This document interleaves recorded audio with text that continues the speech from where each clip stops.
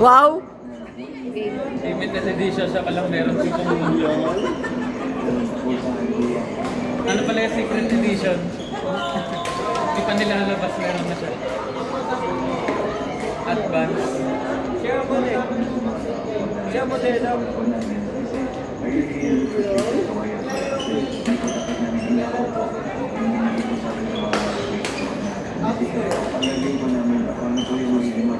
Ate Sarado. Si Sarado. Sir, magkaroon na atas tayo.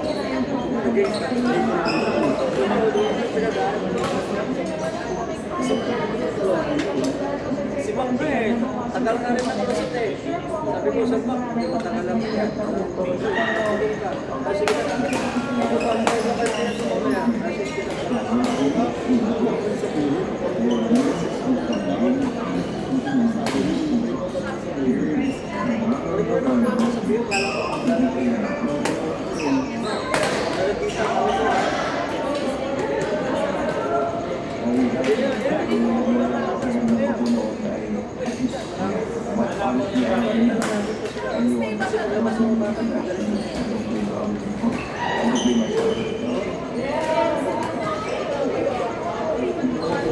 kasi dati yan, overnight yan, Webes. Yan ay sa mga binago ko yan.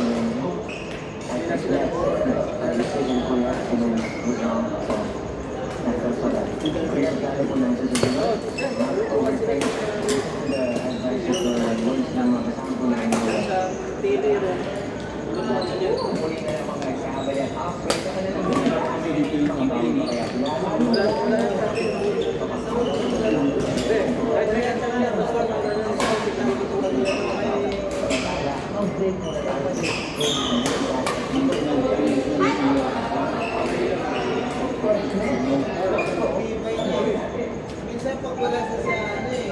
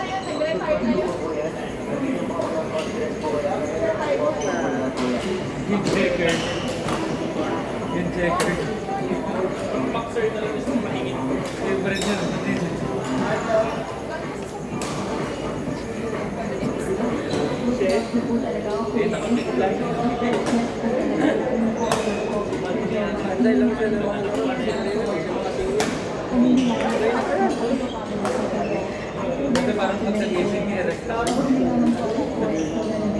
Hindi na mas maganda sa China. Mas maganda sa China. Pero magiging dito may tulong ba?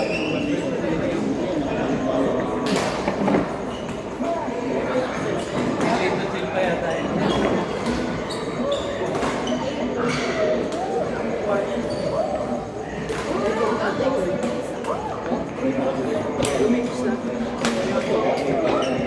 Day, kasi nung nag-spray siya, sabi ko sa park ka ng binigyan. Ang pinagsasabi ko yan talaga ng mga arcade. Ay, yung isa, hindi yung 65 na isa, yung ganito. 65 na ganito. Ganun pero ng arcade. Kulay. Ito ba yan? Ito rin ba yan? Ito ba yan? Oo. Pareho, iba lang kulay. Ito ba? Iba lang color. Ay, sorry po.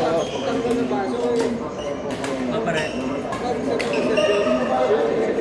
Hindi, iba yung likod.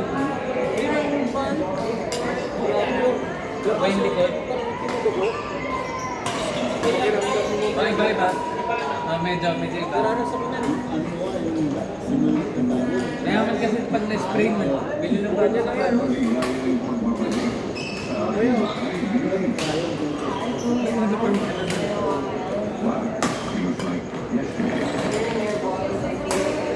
Hindi na yun, yung mga parents yun, di ba? Ate-ate sila na. Bayaran ko sila, hindi sila assist ng patras. Ayaw naman sabihan kayo. Wala na. Kailangan kasi medyo namin ibang yung palusot niya, likod, hindi doon. Kailangan nyo sa parang medyo pantay yung kasada. Sa gito. Okay lang mong araw. Kasi kita. Gabi. Wala pa namang ilaw doon.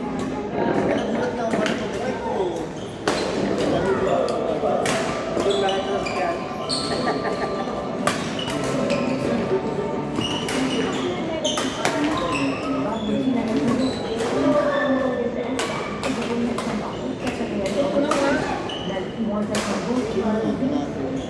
Kasi pagpunta ko dito, sinilip ko lalabas na mga bata.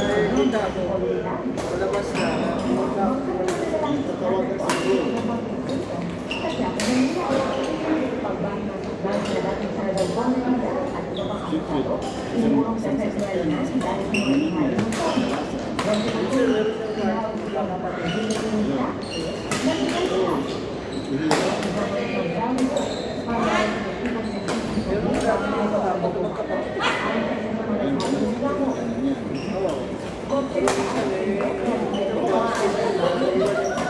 Susunod na rin ang braso ko, let's go na lang.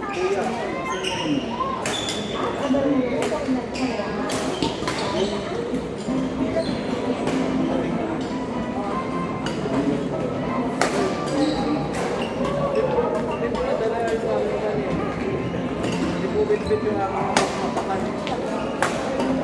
Oo. Ganyan o. Hindi. Ganyan sa parang siya. So, umpisa lang. Pero pagkat na, tuloy-tuloy na, wala na.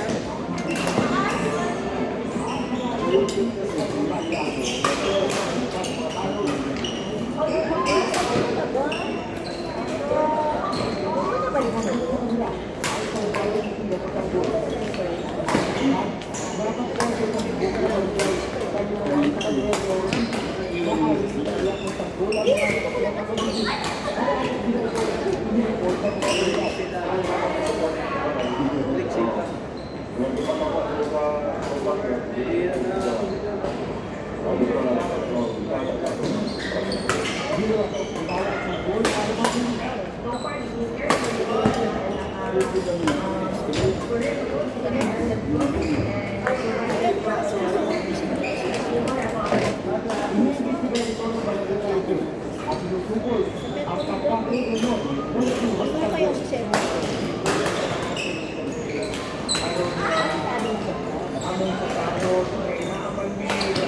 Wala lang, ang tamis naman.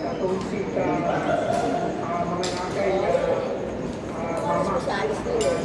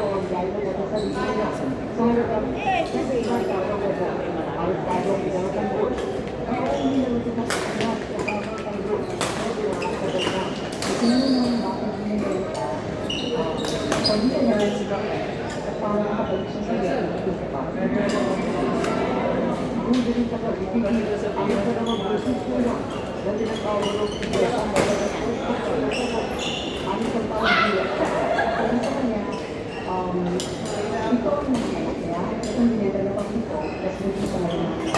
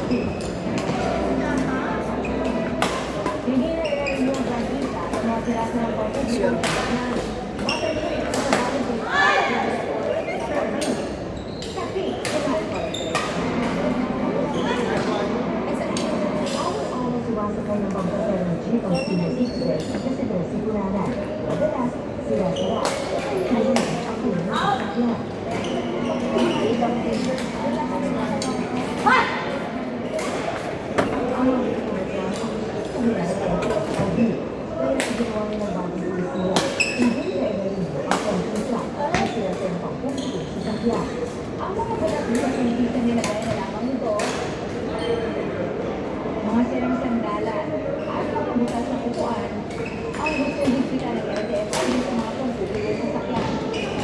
Layo din ang ahensya na pagdadami at buwis at maayos ang transport system sa bansa. Kasi delikado, lalo na kami mga senior, mas maganda na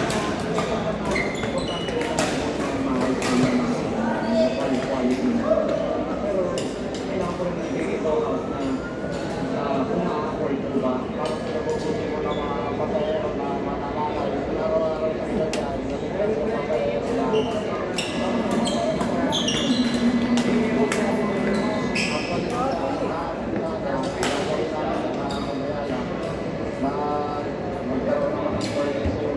working development ito para sa isang transport group na may kalabang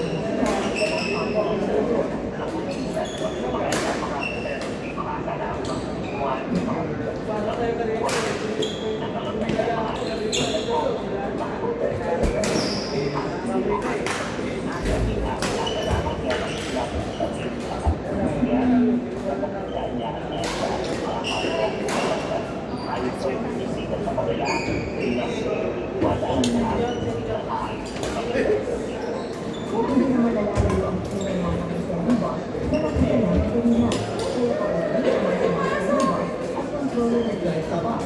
Lahat ba ang konti ang hardware? Kaya hindi maayos na rin yung Paano nga ako biglang ito? pero ang parang hindi ang dami na kausap.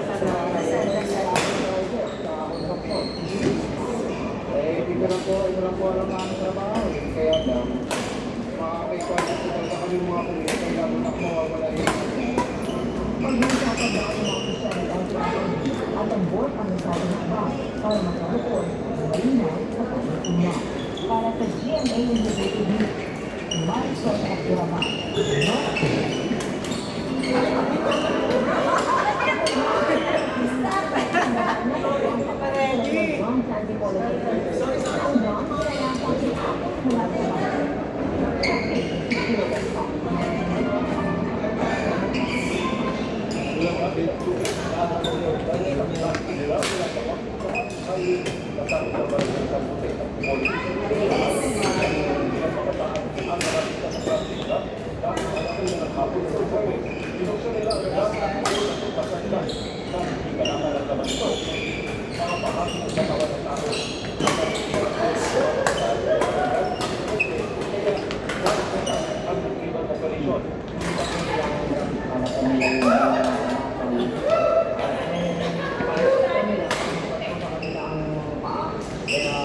Immediately, pumunta sila sa pinakamalapit na police.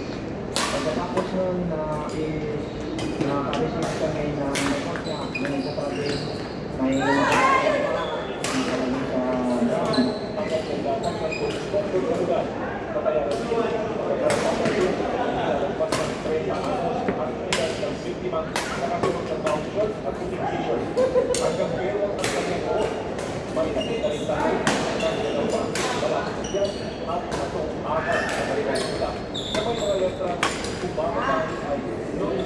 ayon sa kanyang kapatid, madaling araw ng July 20, ngunit nakita ang biktima sa barangay Kupang sa Antipolo City. Para sa sumubuhay talaga, ay sa babae at lalaki na kanito. Hindi malinaw kung ano sa ulan ng biktima sila.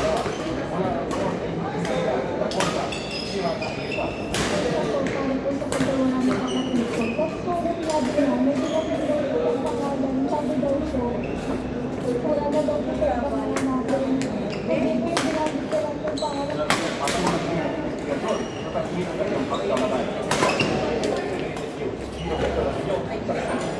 Kita mo na?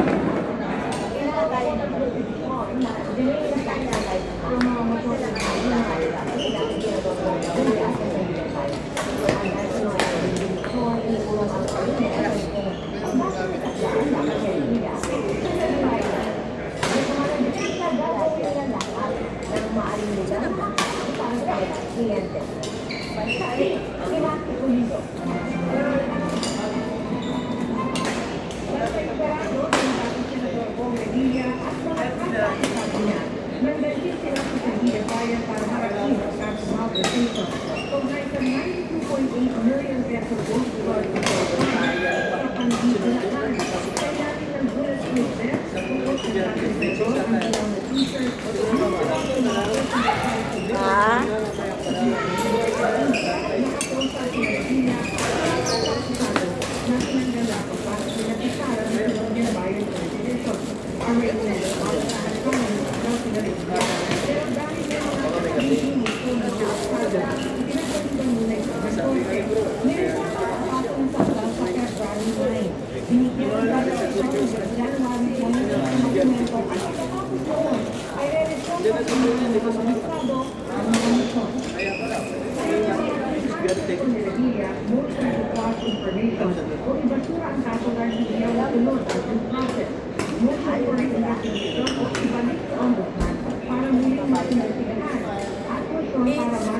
alright.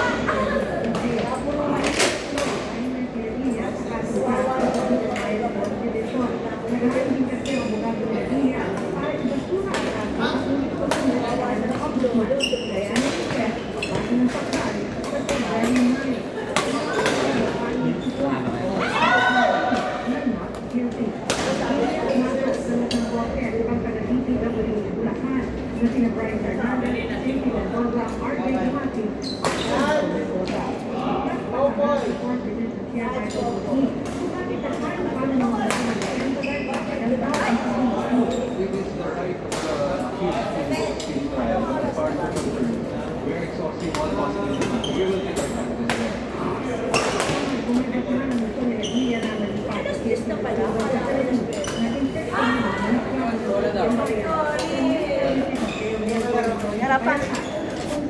Bye-bye, Jerome. Ayun siya. Jerome, bye-bye. Sunday ka. Maraming salamat. Last Sunday, ang dami-dami player. Nakabuha ka na ng St. Peter. Bye-bye, mauna na kami. Invite kasi ako sa Sunday po sa church sa Imus. Sa Imus ko.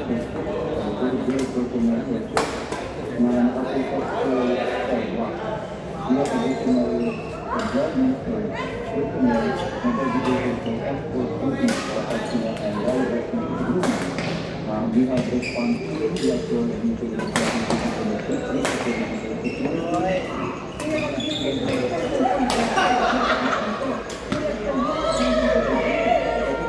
Naglag. Nag-buffering.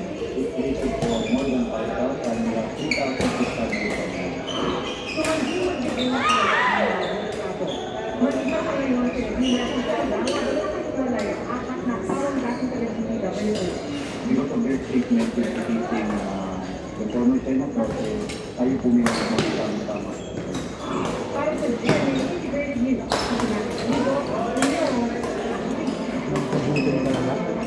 isang bagay na lalaki ang natagpuan ang tulad ng pumping station ng LNG sa Siak ng Manila. Ang bagay na lalaki na ito,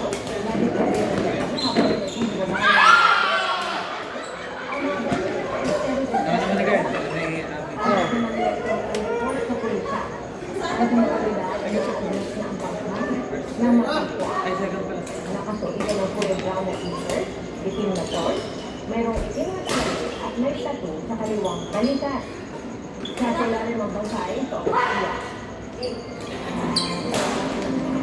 Pinag-aaralan po rin ang impeachment complaint laban kay Pangulong Bongbong Marcos na magkaparalagako laban kay Secretary General Charo Garcia. Dahil na yan ay hindi pagtanggap ng kanyang opisina sa dalawang reklamong inihain doon kahapon. At ayon pa sa grupo, handa sa nagsigo para sa kanyang reklamo ni dating Congressman Naldo Po. Saksi, si Tina Pangilinan. Sabog daw na ito ang grupo na tayo ng impeachment complaint laban kay Pangulong Bongbong Marcos.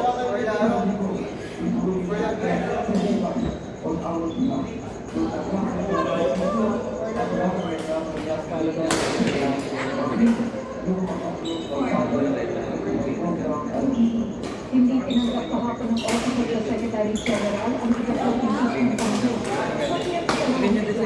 Na inihain ng grupo ang bayan at mga kalyado ito dahil sa approach si House Secretary General Jerry Ortiz ang pangatulang bakla na nalaman ko ito nito. Kaya ang kagustuhan nito ito. Si Cole nagsabing si Pangulong Marcos umagaw nagtutos ng budget insertion na nagkakalaga ng 100 billion pesos sa 2025 budget. Pero tumanggi ang grupong secretariat kung paano sila nagkaroon ng komunikasyon kay Cole.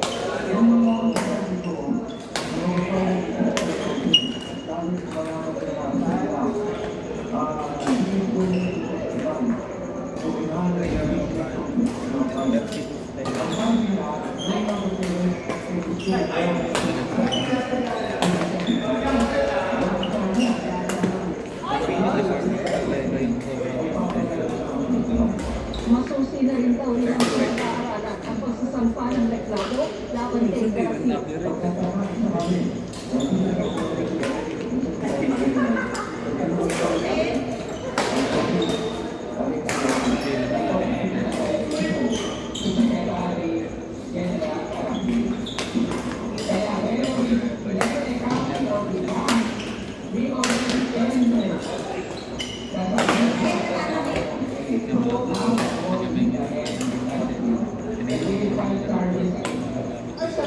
Sa impeachment complaint pa lang laban sa Pangulo, ang opisyal na natanggap ng Office of the Secretary General at na-transmit na sa Office of the Speaker. Ito ang ilang reklamong inihain ni Atty. Andre Garcia. Gano? Gan. Probably gusto mong bilhin. Gano? Kanina to? Doon kay Simon. Ano pa? Ang putol kasi yan, ang pinadala niya ba yun? Kailan ako kasi bago ako bumili na alam ko rin. Nasabi naman ni De Jesus noon Gano? na hindi na inihain ang reklamo para protektahan ang Pangulo at meron daw siya ng ebidensya. Pero kailangan patunayan ni De Jesus ang kanyang alegasyon laban kay De Jesus na umanong minsan ng at sa pinagbalaban ng Duterte faction. Tinawag naman ni House Deputy Minority Leader at Caloocan Second District Representative Edgar Etiso na constitutional sabotage ang paggamit-anya ng mga teknikalidad sa impeachment process. Sinagamit daw ang isang mahinang reklamo para mapigilan ang paghahain ng iba pang reklamong malakas at mas pinaghandaan. Naniniwala naman ang isang taga-House Committee on Justice na dapat ay tanggapin ng Kamara at lahat ng inahahain impeachment complaint. Kaya ako kasi, then na pinakamulang bibili mo na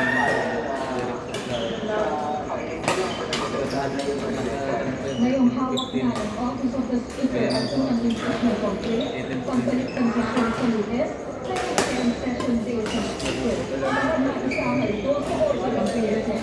Pagkatapos, may tatlong session day para nakahanda naman daw ang House Committee. Kahit pa magkasabay nilang hawakan ng impeachment proceedings laban sa Pangulo at kung sakasakali laban kay Vice President Sara Duterte. I have a lot of faith and confidence in the deputy members of the Justice Committee. Or if not, I will be adopted to the necessary strategy. I believe that we will discharged and transferred to the impeachment complaint. One against the president, although I do not want to speculate, but you mentioned this candidate for vice president. Kaya naman, magdadali ng mga members ng this committee. Bilang chairperson naman ng House Committee, si House Majority Leader at Presidential Son Sandro Marcos ang presidenta ng pag-usad ng legislado sa Presidential Conference. Sabi ni Congressman Marcos, hindi niya haharangin ang impeachment complaint dahil sa kanyang ama.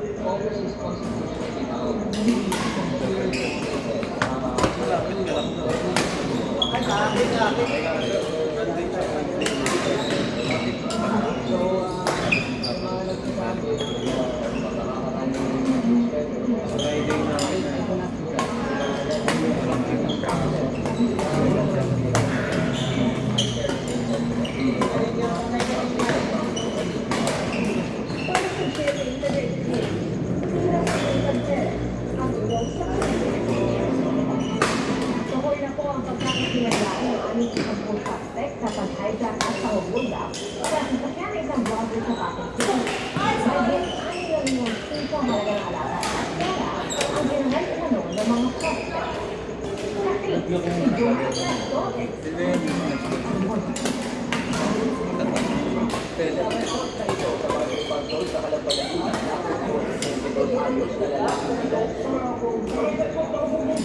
Ang lalaki takot daw sa pangakay sa pagkakulang sa sasakyan ng isang vlogger ng mundo.